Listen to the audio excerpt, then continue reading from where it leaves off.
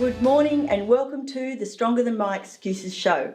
I'm Julie Watson, your host for the pilot series for the 8 weeks, and today is week 6, which is amazing. We're having a really great time and we're all a bit out of our comfort zones, but we're here taking action, which is great. So we're not just here to support you, but we are here to make sure you take action. So in this show, we really want to make sure we get that point across. Don't just watch and learn and go away and tuck it away in a drawer. Take the tools that we give you and really take action from them. So we know that 80% of small businesses will fail in the first 2 years. So are you going to be one of the 80% or one of the 20%? Have a good think about that. Now, just before I introduce my co-hosts, I'd like to acknowledge that we're meeting on the land of the Darkinjung people, and we really respect this and we respect them and their elders past, present and emerging. So now I'd like to introduce my co-hosts. I've got Adam Rice from AJR Counselling, Coaching and Consulting. So Adam is a credentialed mental health clinician, an NLP master practitioner, a psychotherapist and a co-joint lecturer at the Faculty of Health and Medicine at the University of Newcastle. Welcome, Adam. Hi, thank you, Julie. It's been really good being here. I've really enjoyed the show so far and the tips that I've actually got out of it too. It's been amazing. I know, we're all learning, it's great. We're all learning. So next I'd like to introduce Nico Davies-Cooke. So Nico is from NDC Coaching and Training. She is also the coordinator of the Women Embracing Change networking events on the Central Coast. And also tomorrow we have an event ourselves. So we're doing lots of work together as well. So welcome to the show, Nico. Thanks, Julie. I really appreciate that. I mean, I love collaborating with you because you have such great ideas and, you know, you give me an opportunity to share some of mine too. So that's great. Good energy. Good energy. Yeah, great. All right. Well, thank you to you both for joining us. And now Nico and Adam will introduce our guests today. Oh, thanks, Julie. So, yes, our first guest is a sought-after professional speaker, published author and regular radio show host. So Julian Campbell is the Managing Director and CEO of Catalyst for Growth Proprietary Limited, and his many skills and services include marketing, business growth, social media and website development.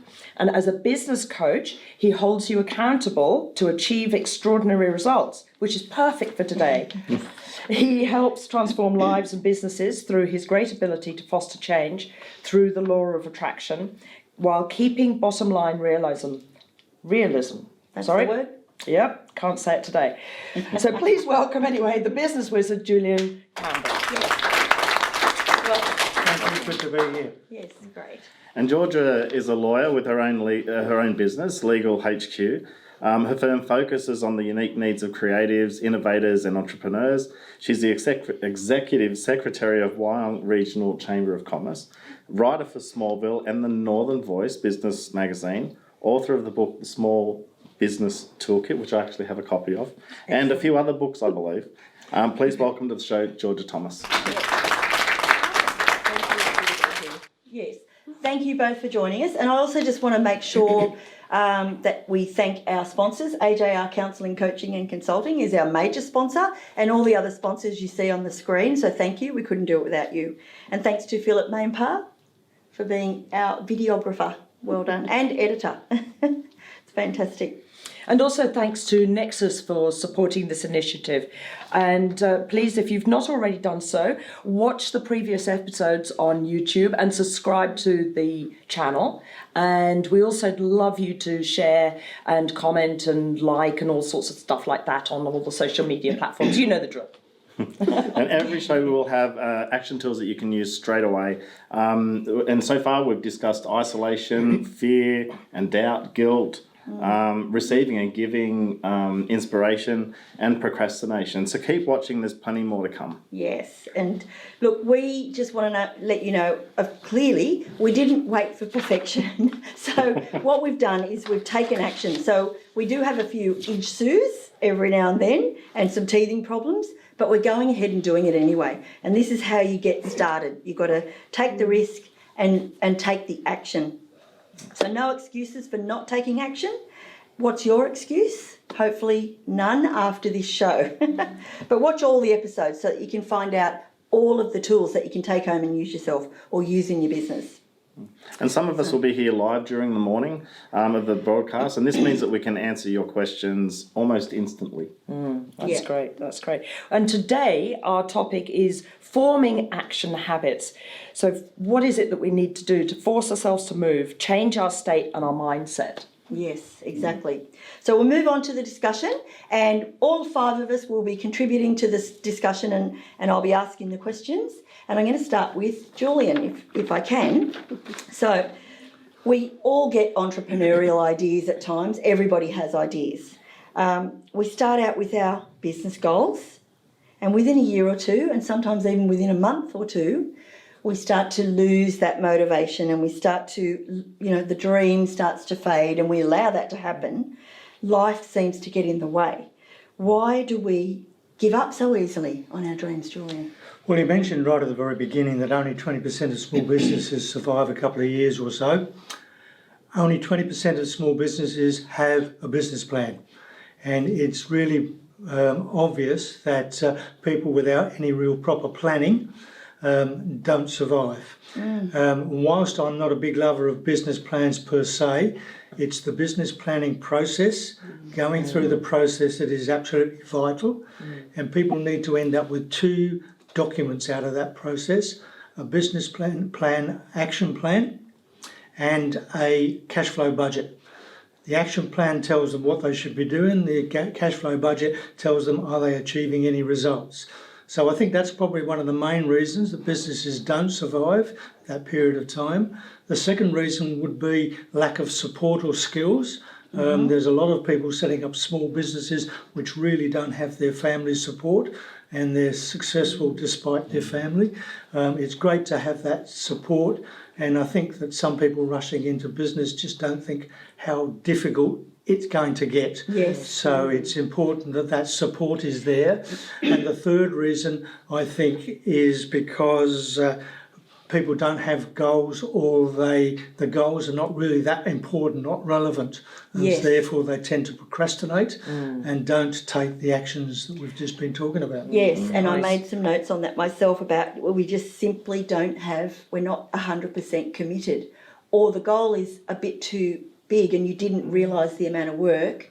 So sometimes you've got to adjust those goals and the business plan as we go along. Yeah, what are your thoughts on this, Yeah, Georgia? exactly. Continuing on from that, I think a lot of the small businesses that I work with start off with quite a long-term plan, a long-term goal, and what I try to do is just bring them in, keep that in mind definitely, but also have some short-term targets, because the thing about a new venture, any sort of new idea or new enterprise, is that there's so much unknown, and you can forecast into the future and hope for what you think is going to be happening in 2 years' time.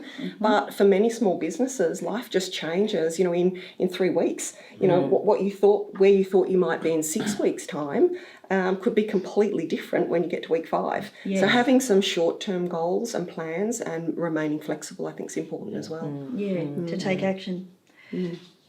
Adam?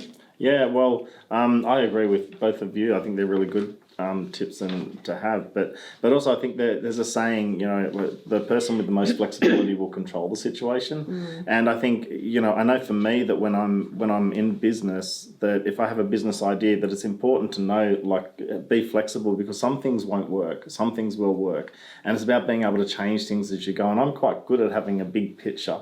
I lack the details, but it's good knowing that. So I'll have to actually get somebody who has more detail to be able to help me get to that goal. But it can be a fear of failure. Sometimes even a bit of imposter syndrome, thinking people might find out that I'm not as good as what I am. Yes. Yeah. Which can be a problem as well. That's such a good point there, Adam. And I mean, everybody's been making good points this morning, but I think that not only have we, with that mindset of where do you want your business to go, it's if you don't have a big enough purpose to work towards that's actually pulling you forwards, rather than this sort of, I've got to do this, I've got to do that, all the little jobs. You've got to be waking up in the morning and saying, wow, this is the day I'm going to achieve another step towards that goal, and that's going to sort of pull you forwards, rather than I can't wait to get out of bed and do this. Yes. Yeah, that's right. Yeah. And But life gets in the way, doesn't it? And all of a sudden, that's the day you get up, you're going to do something, and then your husband says, oh, I've got to leave early, you need to take the kids to school, and then so all of your plans go out the door. But what often happens is, if that happens 1 or 2 days in a row, we start to go, oh, this is too hard, I can't do it, other people can do this, but I can't, and we give up. Instead of saying, okay, a few days, that happened, I'll get out of bed another day and I'll start it again. And provided you don't give up, and your goal has to be strong enough, like we talked about, for you to have that mindset, you will keep going and achieve your goals, which is really important. Excuse me. So, Georgia, I'm going to ask you, if action is the aim, what type of things can we expect to see when we do take action? How exciting can that be? And how will our business change? So, when we do the action or form new habits, and is it important to form new habits? Well, ultimately, it's action that moves us towards our goals.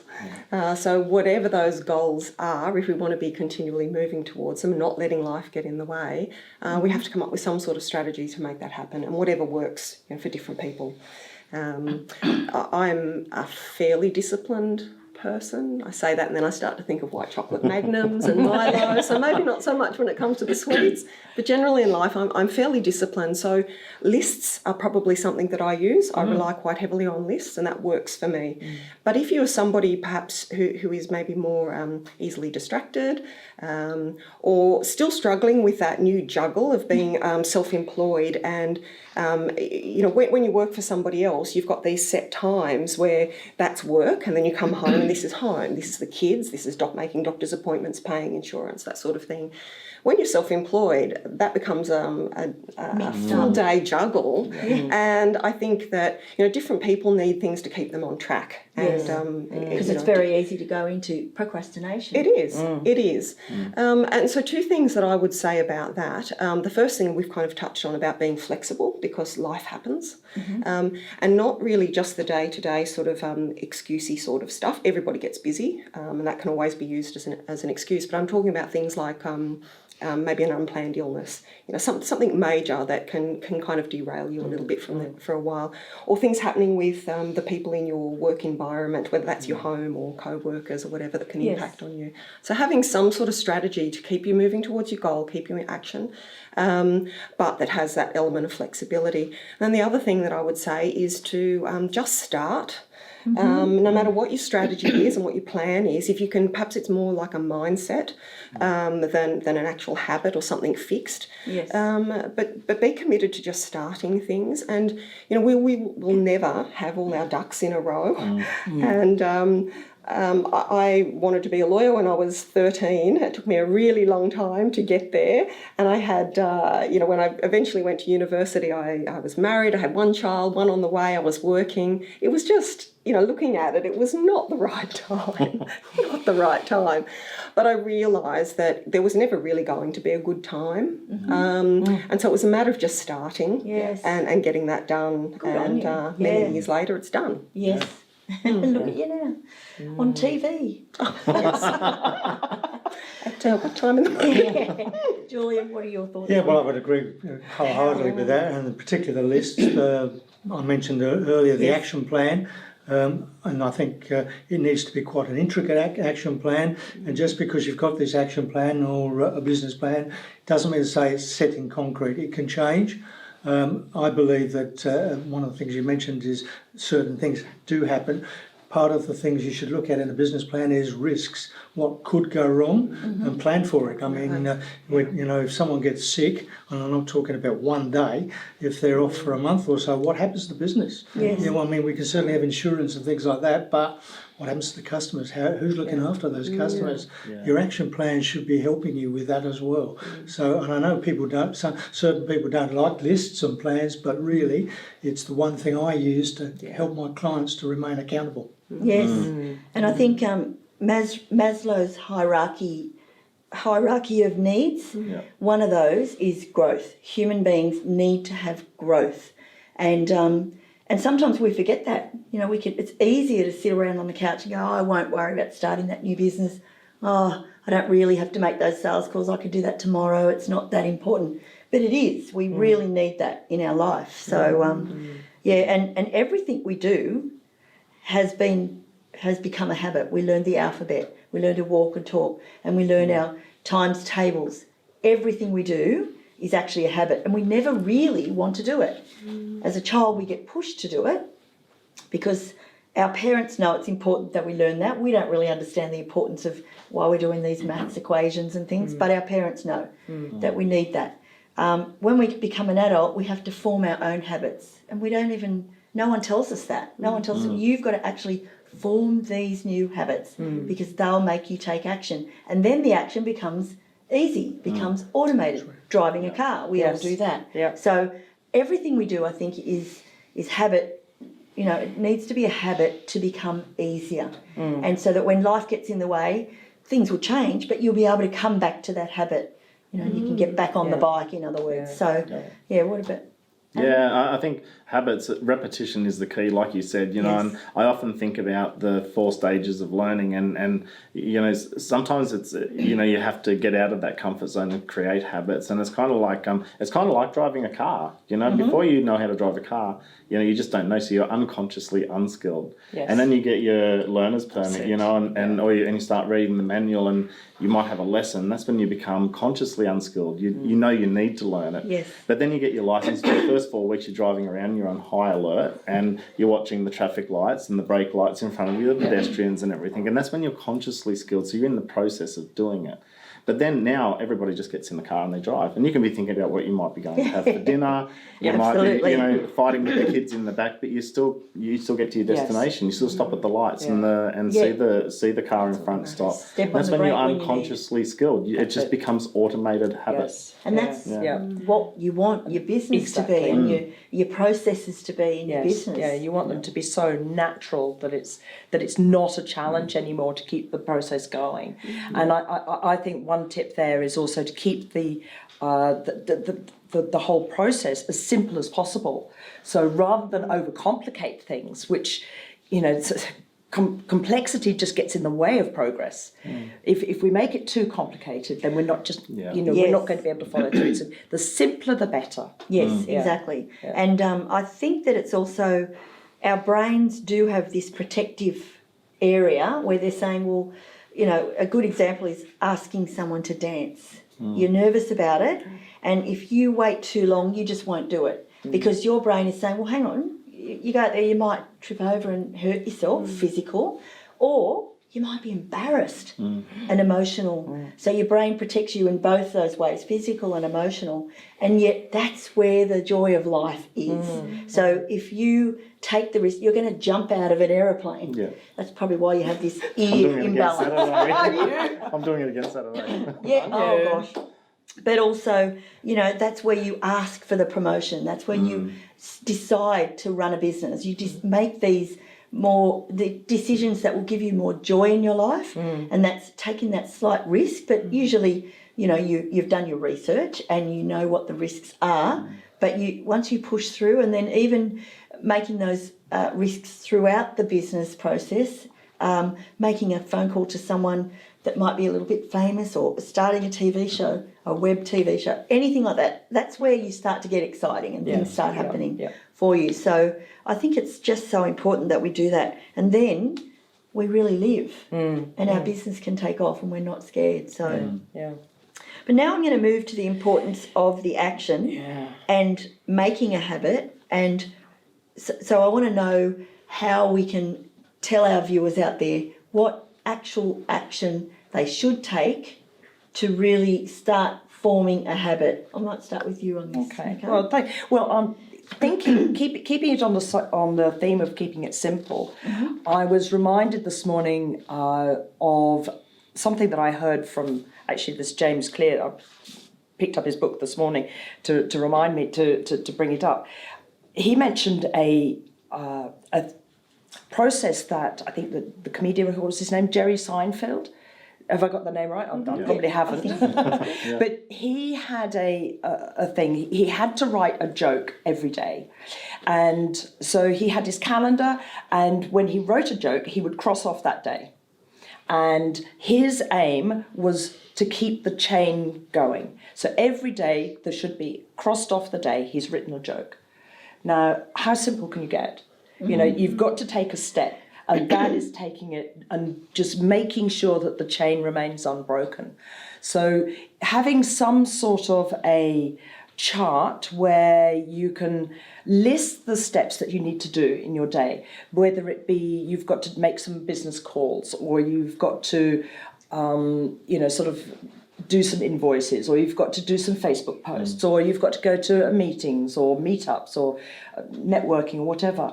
And if you've got this chart and it's a visual reminder of all of these tasks that you have to do, have you done it? Yes, you have. Have you not done it? I already love that. Yeah.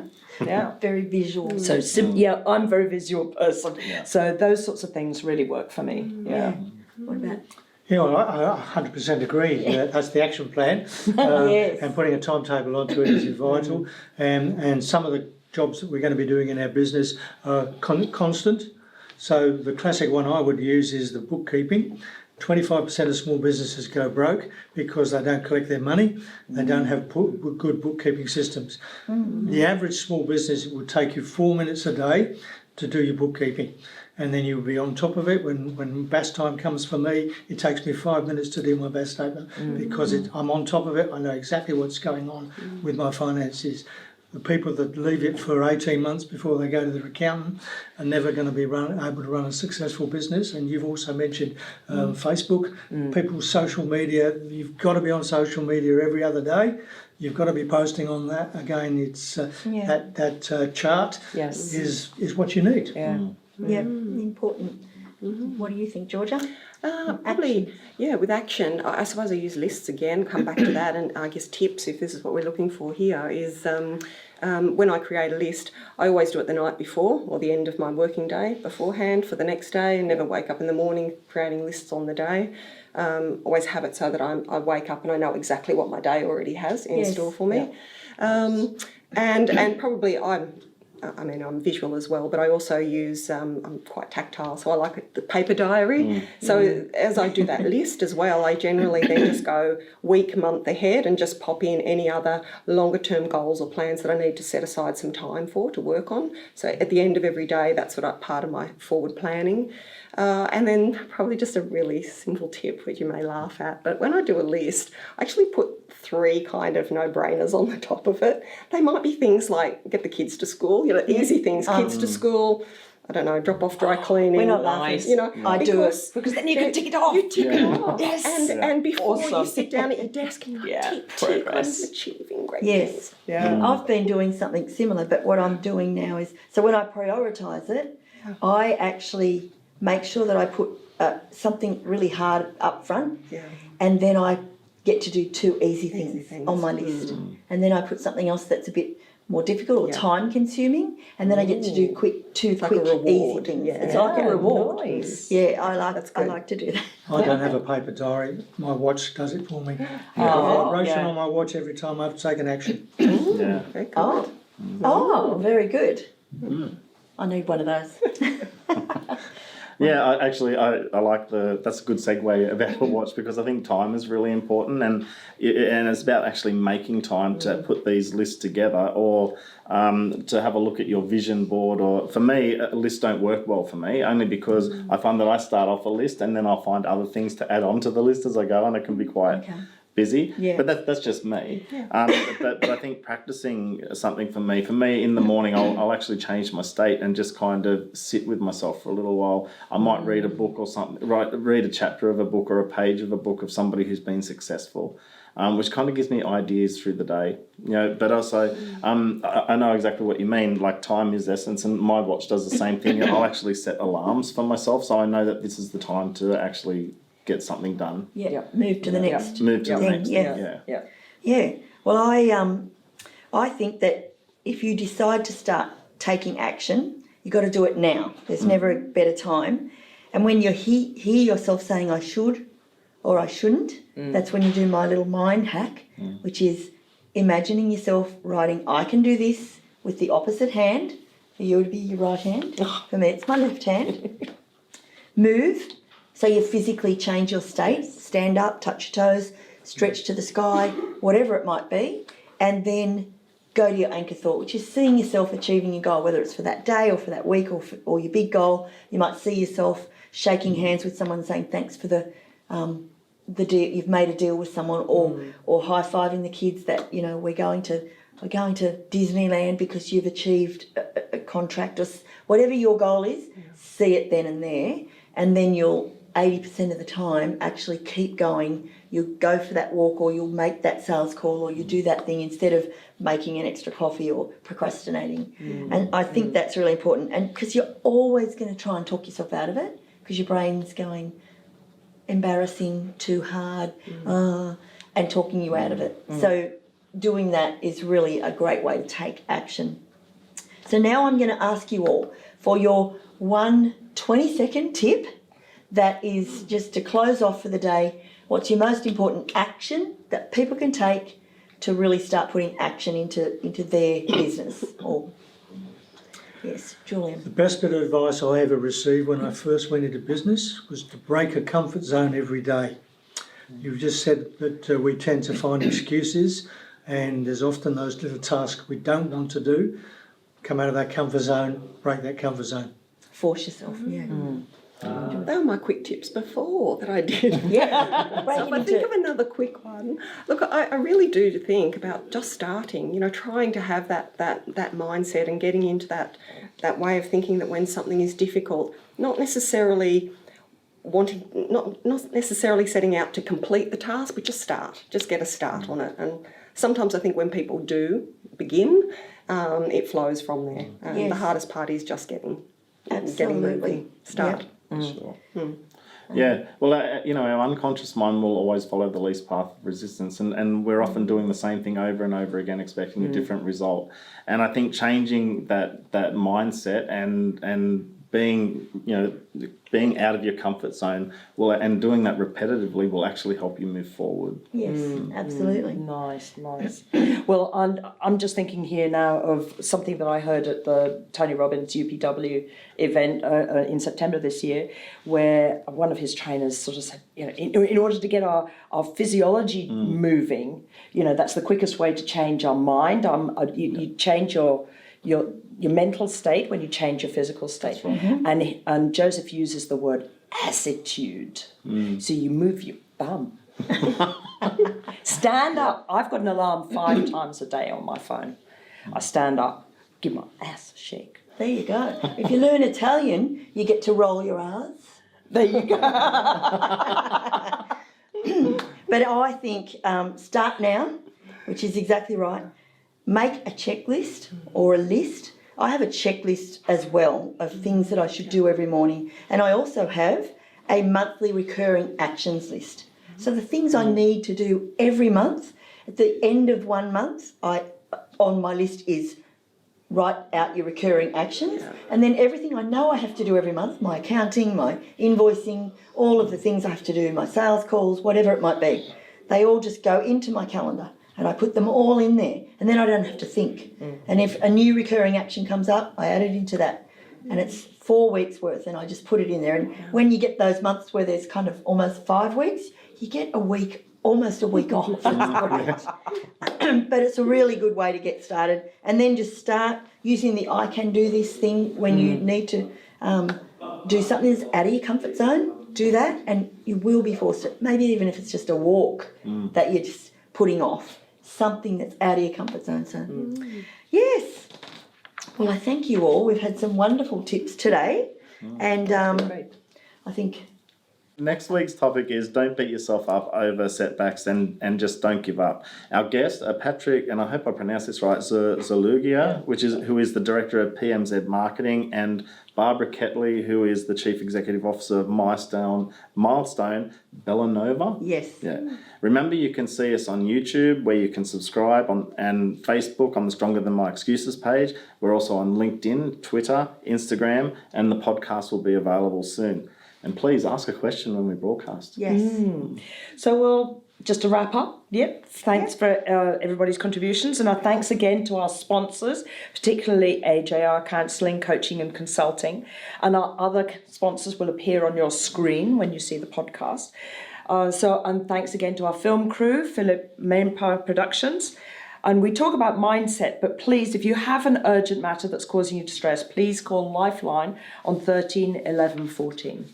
Yes, and our guest next week, and it is Patrick Zulaga. Zulaga, just so we get that right, from PMZ Marketing. He'll be fantastic. They're two marketing people next week, so it'll be a really, really good talk. But all right, I'd like to thank everyone for joining us today, especially our guests, Julian Campbell, Georgia Thomas, and my co-host Adam Rice, and Nico Davies-Cooke. Thank you very much for joining us, and it's been another great show, and we'll see everyone next week. Bye. Bye. Bye.